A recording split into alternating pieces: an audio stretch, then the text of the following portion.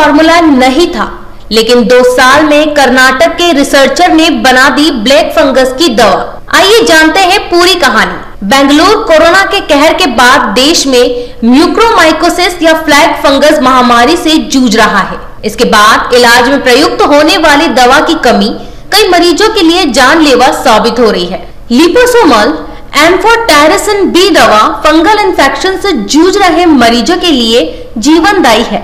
ये दवा बाजार में लंबे समय से मौजूद है और म्यूकोरमाइकोसिस के इलाज में इसका इस्तेमाल होता रहा है, लेकिन कोरोना से उपजी स्थितियों में दुर्लभ बीमारी ब्लैक फंगस को महामारी बना दिया।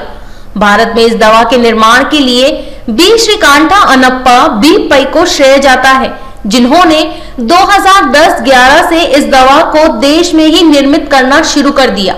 10 साल पहले बी श्रीकांठा अनप्पा पई मुंबई स्थित भारत सीरम कंपनी में शोध और विकास विभाग के प्रमुख थे। अब जबकि लिपोसोमल एम्फोटेरिसिन बी दवा लोगों के लिए जीवनदायी साबित हो रही है।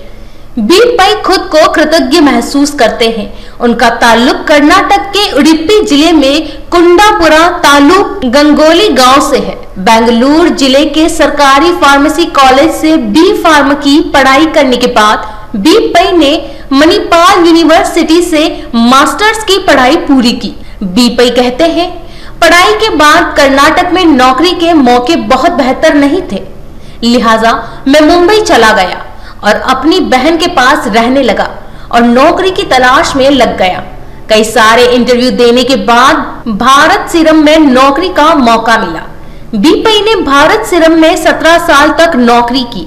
अमेरिकी कंपनी गिलियड साइंसेज के पास ब्लैक फंगस इन्फेक्शन के इलाज में काम आने वाली दवा का पेटेंट था 2008 में। कंपनी के पेटेंट की अवधि खत्म हो गई।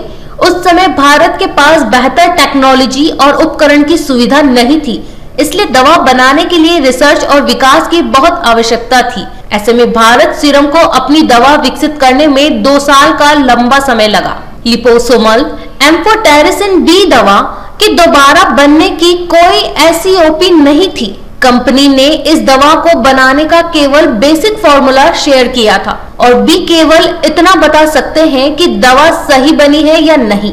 बी पई ने कहा, ऐसे में हमें पूरा रिसर्च करना पड़ा और तब जाकर हम क्लिनिकली ट्रायल फेज के स्तर पर पहुंचे। ट्रायल के पहले हम एफडी और यूरोपियन मेडिकल एजेंसी से अनुमति भी लेनी पड़ी और फिर 2010-11 में दवा को फाइनली रिलीज किया गया। लिपोसोमल एम्फोटेरिसिन बी दवा और उसके प्रभाव को समझते हुए बी पई कहते हैं, म्यूकोरमाइकोसिस मुख्य तौर पर फेफड़े, लीवर और स्प्लीन को टारगेट करता है।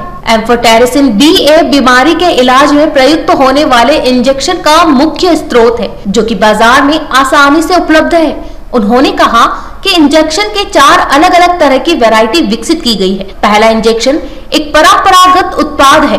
दूसरा लिपोसोमल एम्फोटेरिसिन इंजेक्शन, जो कि सामान्य इंजेक्शन के मुकाबले 75% ज्यादा प्रभावी है। तीसरा लिपिड कॉम्प्लेक्स इंजेक्शन है, जो कि दूसरे इंजेक्शन के मुकाबले 20 गुना ज्यादा प्रभावी है। आखिरी इंजेक्शन एम्फोटेरिसिन इमल्शन है, जो कि सामान्य इंजेक्शन के मुकाबले 150 गुना ज्यादा प्रभावी है। बता दें कि लिपिड कॉम्प्लेक्स और एम्फोटेरिसिन के लिए बी पई ने अपने नाम से पेटेंट ले रखा है।